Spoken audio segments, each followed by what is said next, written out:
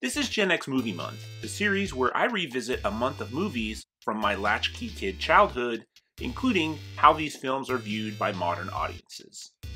In this episode, I'm going to take a look at December of 1979, where, according to Box Office Mojo, the top 5 movies of the month were Star Trek the Motion Picture, The Jerk, All That Jazz, 1941, and Roller Boogie.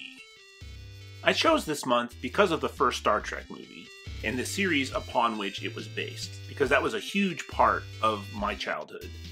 Throughout the 70s, the original series was hugely popular on syndicated television with nerdy boys whose bedtime was 8 o'clock. My favorite episode remains The Doomsday Machine, and if you know, you know.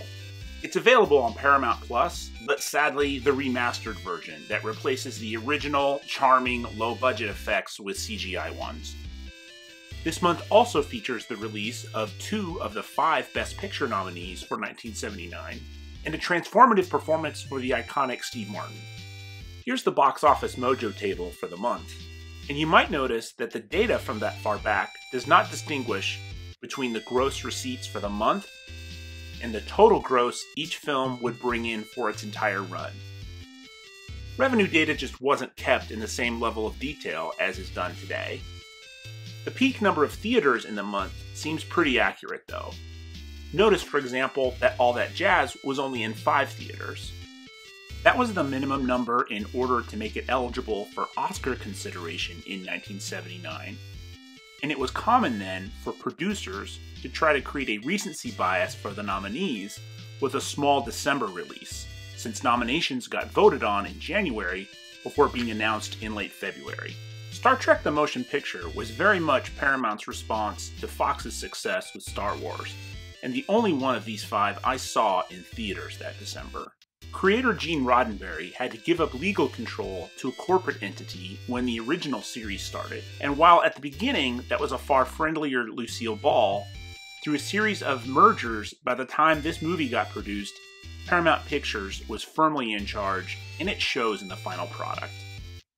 While this movie reunited the cast of the original TV series, the styling screams 1978, and the recycled story disappointed 9-year-old me. Then again, I thought it was a good idea to show up for picture day wearing a terry cloth t-shirt, and my sights were set on something bigger, scheduled to come out the following spring.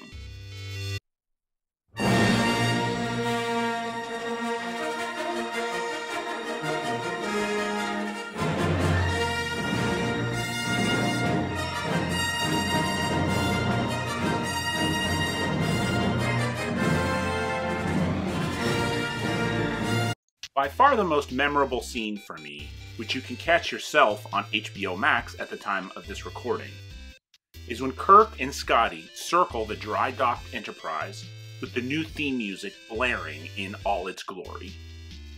To see that new model projected on a 30-foot big screen, after seeing the old model for so many years on a small screen, was moving when this movie debuted, and still brings back that feeling upon a rewatching now. There's a great IGN article on the filming of this sequence that I highly recommend. Link in the description below. Some parts of The Jerk still stand, like, I know we've only known each other 4 weeks and 3 days, but to me it seems like 9 weeks and 5 days. Or even, he hates these cans! Most of it has not aged well for a wide variety of reasons, to the point where Steve Martin avoids commenting on it today. Rated R upon its initial release, I didn't see it until my teenage years, when cleaned-up versions were regularly shown on cable TV. This movie proved Steve Martin's appeal was broader than stand-up or Saturday Night Live appearances, something he continues to prove more than 40 years later. In All That Jazz, Roy Scheider essentially plays director Bob Fosse in a version of the latter's life story. While Fosse is a bona fide genius, him telling us that for 2 hours, I found akin to the bravado of an NFL wide receiver repeatedly referring to himself in the third person.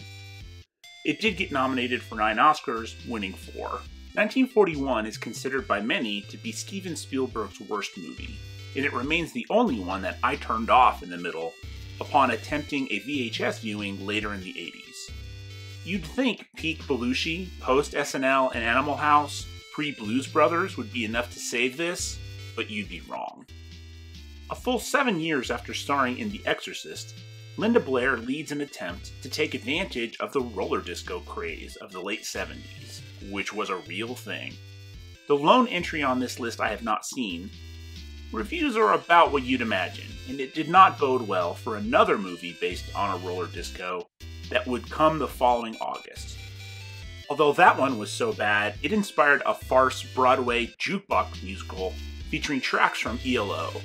And while not part of the top 5, it's worth noting that December of 1979 also saw the opening of Kramer vs. Kramer, which, like All That Jazz, was nominated for 9 Oscars, but it won 5, including Best Picture, Best Director, Best Actor, and Meryl Streep's first win for Best Supporting Actress. December 1979 was a very different time, and some well-known names even today led these top box office films. Modern Rotten Tomatoes scores are the highest for All That Jazz, with 87% from critics and 85% from fans. And that makes sense given the 9 Oscar nominations. The Jerk took Steve Martin's stardom to a new level, so having both critics and fans in the low 80s tracks. Here are some Rotten Tomato reviews on Star Trek that I wholeheartedly agree with. And here's the legendary Roger Ebert's one-sentence review of Roller Boogie. It has its cult following, but that 1941 has the same 2.6 stars Letterboxd score as Roller Boogie tells you all you need to know about 1941. The highlight for me out of this group was that the first Star Trek was so bad that they completely redid the look and gave us probably the best movie in the entire series 2 years later.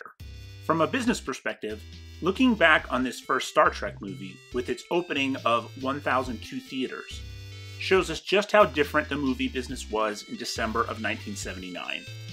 The suburban Los Angeles town I lived in at the time didn't have a theater, but in 1979 the next town over had both a drive-in and a triplex. As a kid, it felt like it was infinity miles away, but Google Maps informs me that it was actually less than 4. I saw most of the movies from my childhood at that triplex, and its history reveals how much the movie industry was changing during this period. According to the nice folks over at Cinema Treasures, link provided below, what I knew as the Montclair Triplex originally opened as a single-screen, 1,250-seat theater in the late 60s. But by the time I started going there, the new owner had converted the space into 3 screens.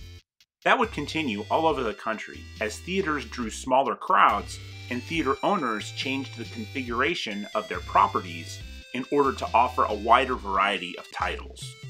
By contrast, the 2009 J.J. Abrams directed Star Trek reboot opened in 3,849 screens and got as wide as 4,053.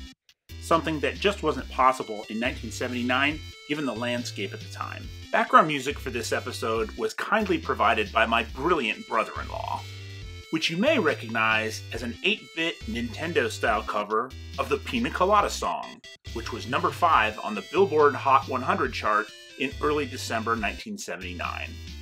As my brother-in-law put it to me, in the 70s, rock stars could look like middle-aged accountants. If you try to explain this song to someone born after it came out, you first have to explain newspapers. Then you have to try to explain personal ads. And finally, you have to explain how this is a song about 2 people actively trying to cheat on each other that is somehow still lovable. You can find more from my brother-in-law over on Spotify, where he's known as Fabric, and his style is much hipper than when he's making background music for me. What about you? Comment below on which of these 5 films is your favorite, and what kind of memory you might have from that time. Follow me on Instagram for episode previews and other nerdy stuff.